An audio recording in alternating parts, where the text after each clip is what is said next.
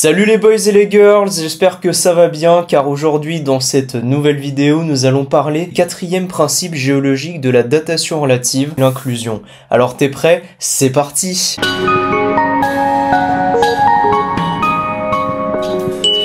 Maintenant, et sans plus attendre, venons-en à un nouveau principe, celui de l'inclusion. L'inclusion est un principe qui affirme que toute inclusion est plus ancienne que la strate qui l'entoure. Autrement dit, tout objet inclus dans une strate, comme un galet, un fossile ou une roche, eh bien, est plus ancien que la strate qui entoure cet objet. Et c'est un principe finalement qui n'est pas difficile à comprendre. Regarde, par exemple, si l'on choisit de prendre cette image. Eh bien, tous les petits galets que tu observes à l'image sont plus anciens que le ciment qui les entoure, tout simplement. Voici par ailleurs un autre exemple si tu n'as toujours pas compris et aussi pour le plaisir, hein.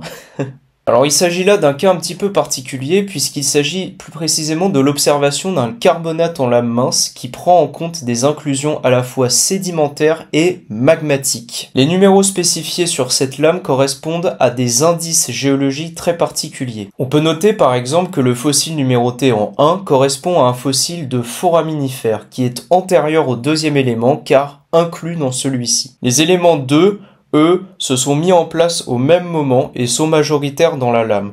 Pas de difficulté de ce point de vue-là. Le troisième élément, lui, correspond à un filon et est postérieur aux éléments 2 et s'est mis en place par un phénomène de recoupement. Et enfin, le quatrième élément, qui est également un filon, est postérieur au filon 3, qui le recoupe et décale dans la lame. Alors cependant, le principe d'inclusion a des limites, notamment dans les inclusions magmatiques qu'il peut y avoir, telles que les inclusions et recoupements de filons, corps granitiques, intrusion, corps intrusif, intrudé, mais aussi dans les phénomènes synsédimentaires, intervenant pendant la sédimentation. Et donc voilà, maintenant tu sais ce que c'est finalement que l'inclusion. Et voilà pour cette vidéo courte qui se sera consacrée à deux autres principes de stratigraphie tels que le recoupement et l'inclusion. J'espère qu'elle t'aura plu, en tout cas on se retrouve très bientôt dans une prochaine vidéo pour parler du cinquième et dernier principe de stratigraphie, celui de l'identité paléontologique. D'ici là, porte-toi bien, je te souhaite de passer la meilleure des journées et on se dit à la prochaine